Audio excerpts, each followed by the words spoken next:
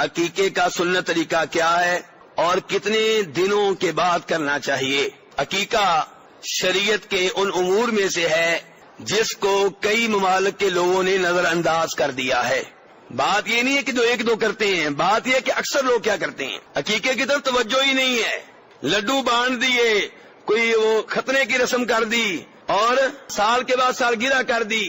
یہ جتنی ہندوؤں کی رسمیں ہیں وہ ساری ہم کرتے ہیں، نہیں کرتے تو نبی اسلام کی سنت نہیں کرتے۔ اور یہ صرف سنت نہیں ہے، کئی علماء کرام نے اسے واجب قرار دیا ہے، کیونکہ کئی حدیث میں الفاظ آرڈر کے استعمال کیے ہیں آپ نے، اور جو آرڈر کے الفاظ ہوں ان کے اوپر عمل کرنا ضروری ہو جاتا ہے۔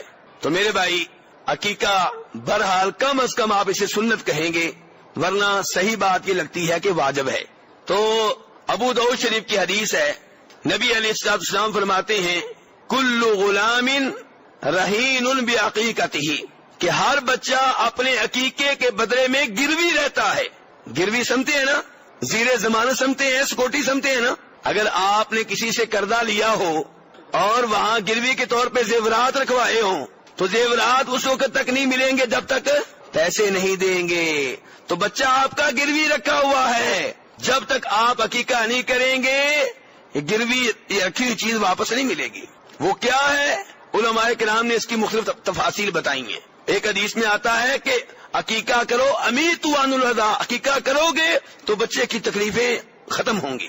تو میرے بھائی عقیقہ عام چیز نہیں ہے، بیٹا اللہ کی طرف سے بہت بڑی نعمت ہے، بہت بڑی نعمت ہے۔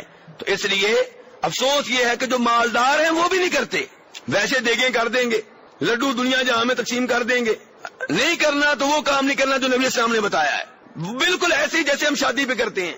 مہندی ہوگی اور وہ کپڑے کیا کہتے ہیں ان کو، کپڑے جو لیتے ہیں 60-70 ہزار، لاکھ کے 2 لاکھ کے، کیا کہتے ہیں جی، بری جو بھی ہے اس کے کپڑے بھی لیں گے، کیونکہ یہ ہندوؤں نے رسمیں دی، ان کے اوپر عمل کرنا ضروری ہے۔ ولیمے کی باری آئے گی تو پیسے ختم ہو جائیں گے، کیونکہ وہ شریعت نے کہا ہے، زیورات سونا وغیرہ سب کچھ لے کر دیں گے، سارا کام چلے گا۔ حق مہر کی باری آئے گی تو شریعت کے مطابق جی، کتنا جی شریعت نے کتنا بتایا جی، حالانکہ شریعت نے کوئی تحدید کی ہی نہیں ہے، یعنی کہ شریعت نے مالی لحاظ سے شادی میں 2 چیزیں بتائی ہیں، ایک ولیمہ اور ایک حق مہر، وہاں آ کے کنجوس بن جائیں گے، اور ویسے جناب سخاوت دیکھنے والی ہوگی ان کی، تو بچہ پیدا ہو وہاں پہ بھی ہماری یہ صورتحال ہے۔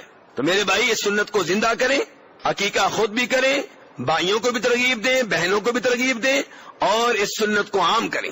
ابو داؤد شریف کی وہی حدیث جو پہلے میں پڑھ رہا تھا، اس میں نبی علیہ السلام فرماتے ہیں 7ویں دن عقیقہ ہونا چاہیے۔ کون سے دن؟ 7ویں دن۔ اور دوسری روایت جو ابن ماجہ وغیرہ میں آتی ہے اس میں نبی اسلام فرماتے ہیں کتنے بکرے کرنے ہیں؟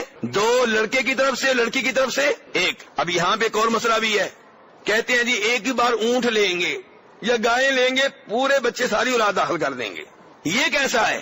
یہ درست نہیں ہے۔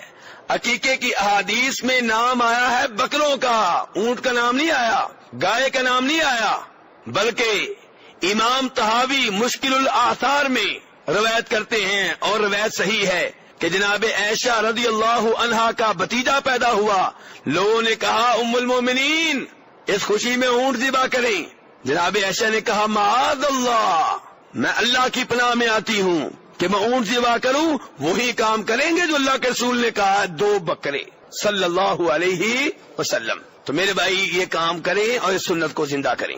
اگر 7ویں دن نہیں کر سکے تو پھر جب موقع ملے کریں۔